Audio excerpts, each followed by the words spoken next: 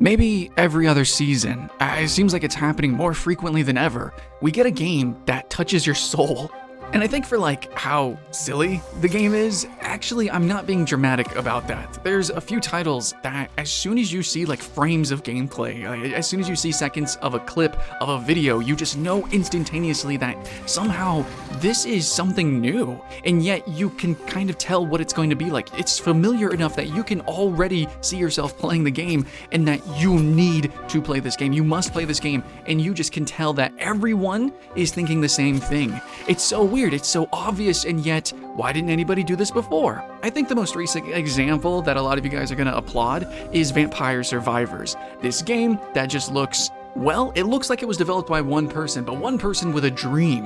And Vampire Survivors actually has so much nuance to it, and yet at the face value, you can see, this is the thing, you can tell that it's straightforward and at the same time has that nuance. You can tell that it's, you know, something that you've seen kind of before and yet not at all. It's just so contrasting and different, and I really feel that's the theme with all of these magical viral indie hits. It's something that is familiar and yet alien and different. The most refreshing gameplay experience of 2022, in my opinion, is Dark and Darker. I am going to gush about this game, going to talk about my experiences, pros and cons, and I'm going to convince you not just to play the game, but to play with me. To make a guild, to actually join this community of Dark and Darker players and gamers, and people who love battle royales, love immersive sims, love Dungeons and Dragons, and love every bit and piece and brick that makes up the castle or dungeon that is Dark and Darker. So, chasing that moral, projecting out, and extrapolating for the rest of the video, I just want to reiterate that, in my opinion, that the most unique and new experience, which everyone was clamoring for, it's basically like we didn't even know we wanted it, but then we got it. It was a freaking beta test, alpha test kind of a janky, well, battle royale game. A battle royale game that we've seen many other battle royales. We recently started getting like some wuxia and fighting battle royales, so maybe it makes more sense we're getting some medieval style content, sure, but it's so crazy how different this game feels from, like, if you just read what it is on paper. So a battle royale, right? That's also Dungeons and Dragons inspired. In fact, it's really no coincidence that it's D&D. Dark and Darker Dungeons and Dragons. If you actually play the game, all the creatures, all the characters, the Mimic being my favorite, that's Dungeons and Dragons. And I think there might be some twists and turns, and who knows how the lore will actually flourish from this game, but for the most part, there is no story. It's really straightforward. It's basically just like you and some friends going down into a dark dungeon, fighting some monsters. It's hardcore as heck, so you gotta watch each other's backs. There's other players too, so, you can run from them, maybe befriend them, but probably fight them, probably die a lot. And you know what? That's what it is. You know what the experience is already, immediately, without ever playing a game like this before. And yet you kind of have, but you haven't. Or seeing anything like this before, but you kind of have, but you haven't. And it's just really the perfect picking and choosing of mechanics, I think, and aesthetic that really made all of this work together. So please, follow along and let me elaborate. But if you haven't already, subscribe and like the video, so, please the algorithm gods, or whatever. But yeah, this game's hard, but I don't want that to scare you away, and in fact, I don't think it will, when it normally would have. There's been so many times where I've done videos, which I mostly focus on niche or weird or unique experiences, and it's always me just trying to, explain the fun of the game, which is cool, I like doing videos like that, but it's never viral, and it never really succeeds, because it's so hard, even with someone like me explaining what makes the game good. If you can't see visually, you're not really digesting and consuming it. So that's why I love video games. That's why I love good video games. And especially this new age of these new indie games that are just so immediately focused on, I'm not gonna say graphics, but just the style. And it's funny saying that because this game looks graphically, fidelity-wise, very similar to many games. And yet, that's actually the point I'm making, is that this is a unique experience. This is a new hardcore game, but because it uses a D&D framework, because it looks the way it does, which is somewhat familiar, you could instantly recognize what that experience could be like. You're already role-playing in your head by just knowing what the game is. Just knowing it exists, you're actually already playing the game. You're already imagining, okay, what friends would I play this game with? Who are the people that I trust? I think Matt would be a wizard, and I think Dave, he's gonna be the cleric. Me, I think I'm gonna play the rogue. Like, you just instantly, subconsciously do this because we freaking love doing that. We love seeing a new fantasy world and being like, I think I'm gonna be a hobbit thief, or something like that. You know, it's just, hey, it's D&D. It's like in our blood at this point. Generationally so, it has been bred into us. And that is the, well, bread and butter of Dark and Darker. It is absolutely just copy-pasting, collaging images, aesthetics, and mechanics into something that you've actually not really have done before. And that is why when you look at it, you kind of can't help but be more and more curiouser. If you played games for a little bit and you have a little bit of a competitive hunger, then yeah, you can't help it. You're going to play this game. It's going to happen. So this is a game that is very popular. It is kind of blown up. I would say viral, just like we had Vampire Survivors before that and a few other titles before that and that. But this game, more uniquely to many titles, is one that has the potential to also breed interest, I think, into its branching, genres, or like, how it's based on D&D a little bit, right? So that's actually getting me into new Dungeons & Dragons, which itself is getting a new expansion. So like, yeah, it's a great time to jump into D&D and fantasy work, and maybe people who want to read dark fantasy novels, which, by the way, I just bought my first dark fantasy novel. So like, it's all coming together magically, except it's not magic. I actually do think that this was on purpose. Yeah, absolutely. Iron Mace Developments knows exactly what they're doing. Ever since Guns the Duel, I knew that Korean studios had an eye for art and for niche micro mechanics, if that makes sense. Western developers, they have like these big, sweeping, epic fantasies, these MMOs, but I feel like Korea just does these like action combat stuff, and the art, like the literal 2D art, the painting, so freaking good. Oh my god, I love Hyun Tae Kim's work for Blade and Soul as an example. So I'm just geeking out, I'm just name dropping, but anyways, Dark and Darker, I went to the website actually to see these guys, because instantaneously you can tell that this is like a viral game. It's popular, it's popping, you can't wait to see how this evolves. And they just straight up are like, yeah, we're a Korean studio and we want to make games that the West loves. We want to make a great, fair, fun game that literally everyone can enjoy. So it's like they also know the stigma of Korean games, and they are directly making a very Western-inspired title. Western mechanics, Western lore, Western design and aesthetic, and yet it all actually, to me, instantaneously rang as South Korean because of this understanding of these minute details that I feel like get it painted over and looked over when it comes to Western developers. So here we are, Dark and Darker, Iron Mace Studios, totally knows what's up. So if you're wondering, like, is this just like fun for a beta? Is this just fun because it's the new thing? No, I think that genuinely this is going to be the next big game. It already is, and it's not even released yet. It's not even in like a proper early access state. It's just limited time betas, and people are like, please, let me just keep playing this janky beta because it's actually the best thing ever. So yeah, 8 minutes in, what are these micro mechanics, and what even is this game, right? For those who are just completely wide-eyed of wonder, you come in like a child, you haven't heard of this game, though I very much doubt that. It is firstly a battle royale, so that means that a bunch of players spawn in, generally all against each other, that's what battle royale means, and you are trying to survive to the end. Now, what makes Dark and Darker a little different is that it's not a shooter game technically, it is first person, and you can actually shoot and stuff, and aim your attacks, but most of the time these are like military shooters or whatever, like Fortnite. So think Fortnite, except totally not at all, which is great. So there is a circle that encroaches, that pushes all the players together to the middle. And over time, portals to escape actually open up. So you survive not by being just the last man standing, but actually just being the one who escapes. And throughout diving and delving this dungeon, you are trying to kill other players, maybe make friends with other players sometimes, that's happened to me, but generally you are trying to survive with your friends in an incredibly hostile environment, Dungeons and Dragons inspired, literally diving a dark and darker dungeon, and get some sweet loot so that you can extract. This is a genre now, which is definitely established, especially Dark and Darker, called Extraction. This is really popularized, I think, by Tarkov. My favorite game, actually, which if you love Dark and Darker, go buy it right now on sale and play it. It's Hunt Showdown. Freaking amazing.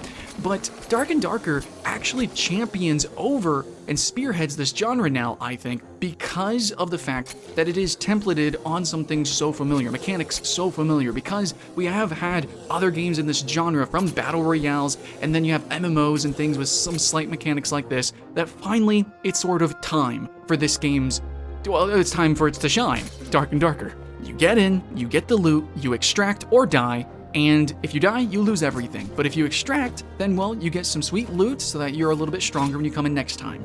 And that is what's going to lead me to my next point here, guys, is that this is super challenging, an incredibly challenging game. It is. It's one of the hardest, most hardcore experiences that I've had. And I love hardcore games like Dark Souls. So if you've enjoyed Dark Souls and Elden Ring, actually, you're probably going to enjoy this game. If you play Skyrim or Oblivion or Morrowind on like the highest difficulty, okay, maybe not the highest difficulty because that's super cheesy, but you know what I'm saying. If you enjoy especially like, oh my gosh, for sure, like simulation style games, thief games and stealth games, absolutely, Dark and Darker has that DNA inside of it. That challenging, slower-paced, methodical, and strategic gameplay. Yeah, if you like tactics, this game is it. With magic, with stealth, daggers, and skeletons, and zombies, and it's weird, and it can look janky for sure, but the overall slower pace and the challenge of the game, you would think would be challenging for new players to come in, but it's viral. Why? Because of everything that I mentioned so far. It seemed familiar, right? But also because it doesn't actually feel tiring at all.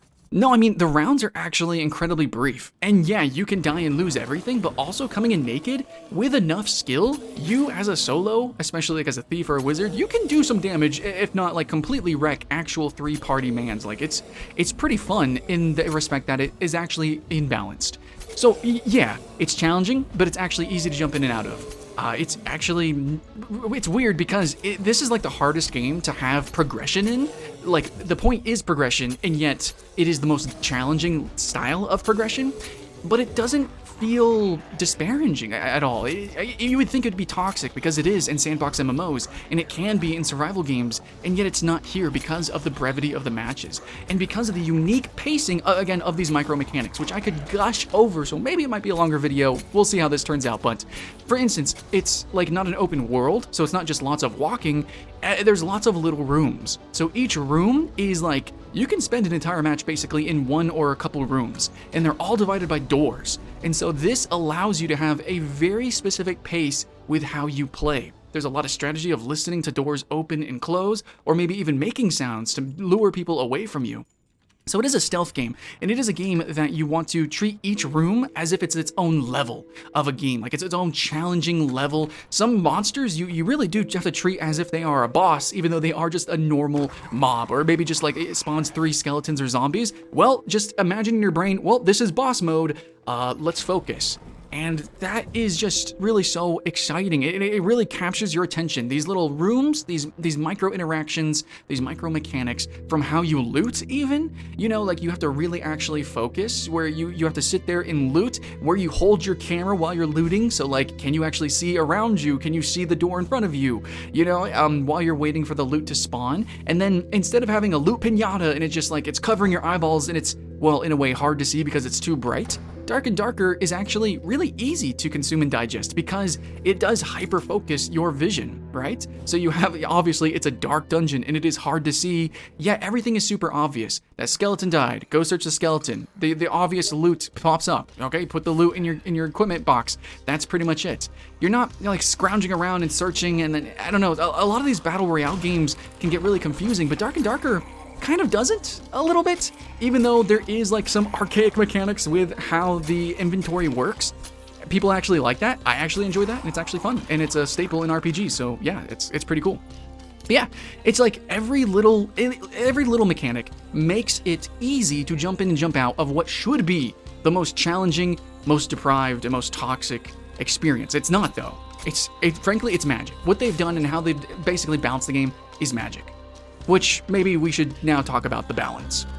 And I don't mean like literally, like, yeah, wizards are amazing and they have like a ton of tools at their disposal, which maybe, I don't know, other classes should get that kind of stuff too. But I mean just in general, you should know, and you can just by looking at the game, it is an unbalanced game. It is a battle royale where you can also have teams of just you or up to 3 people all in the game together. So it's not like a bunch of 16 players that are just all solos. There's no solo queue, no duo queue, no triple trio queue, whatever. It's just like, it's mayhem, it's chaos. Also with the classes, they're totally different from each other actually. You know, maybe you see some gameplay of a thief and a fighter and it's like, oh, one's a dagger, one's a sword. Nah, the micro mechanics make them feel totally differently and they actually play very different roles in the ecosystem of the game. So just know that this game is totally unbalanced and yet it's actually really fair. It's honest about its disbalance, and it makes it gameable, and it makes it fair. In fact, a lot of the people on the top of the leaderboards are completely solo players.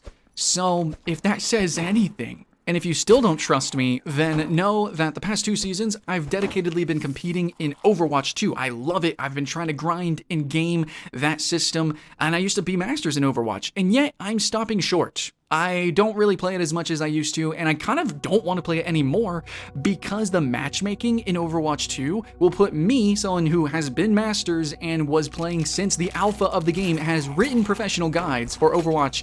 I'm playing, sometimes I get in a match with literally someone who has never played ranked in their life, or someone who's pretty freaking new to the game. And this has just been something that's, talked about a lot in the forums, and that's Overwatch, right? But this is actually a lot of games. A lot of games have awkward, weird matchmaking, but Overwatch, you expect it to be fair. You expect it to be an esport. I literally went to California to watch the esport. I played it, competitively. Like, I really enjoyed that game for what it was. But when those systems don't work perfectly, you really feel it. There's so much friction. The thing with Dark and Darker is that for a game that literally only has mechanics that add friction to its gameplay, actually, it is just so easy to kind of excuse away. Like, if I jump in and immediately die because I spawned in a solo and 3 people just beat me down, it's actually not that frustrating. It's kind of like, yeah, I should have been more careful. I should have been more sneaky. Or maybe I should have thrown off my clothes and ran to the middle real quick, which I found is actually a super freaking good strategy. So there's like a lot that goes into the experience, and I actually feel like the unfairness is part of that fun. It's something that I did enjoy about sandbox MMOs, survival games, and of course actually battle royales to an extent.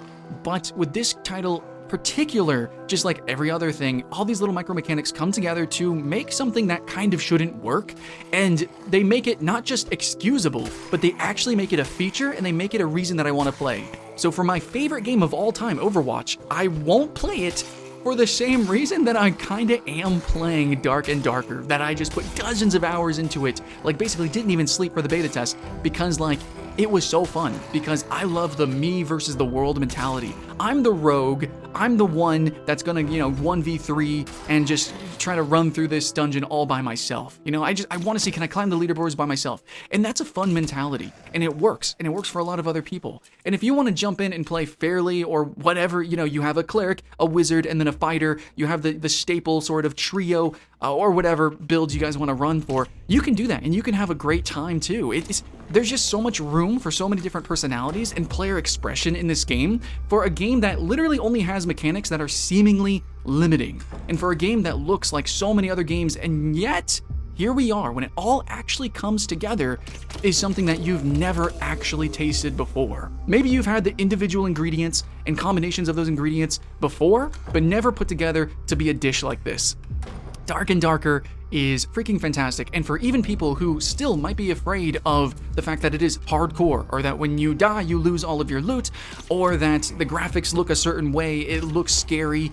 Actually, in the end, because it is D&D based, and because everything is foundational and you've seen it before, it's not that scary. It's actually a little cheesy. It's actually a little fun. And yeah, there's fear, and yeah, you're gonna yelp and scream, but when you play with your friends, that kind of makes it. So once again, this is cheating, but it's almost like for everything that you can kind of make fun of another game for doing, it's actually kind of neat in Dark and Darker. So that's the magic of the game so far, and I feel like that's sort of the running theme when it comes to these viral indie titles.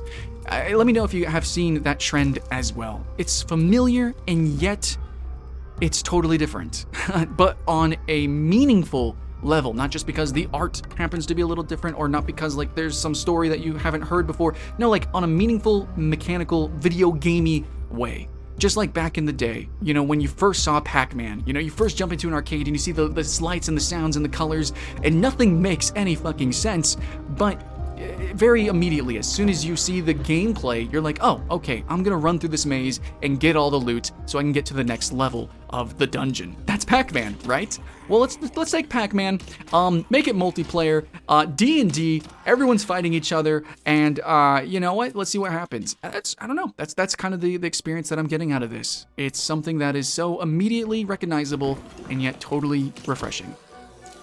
It is a challenging new experience that's actually easy just to jump in and out of. It's actually totally unbalanced, but the honesty of it makes it gameable and makes it fair.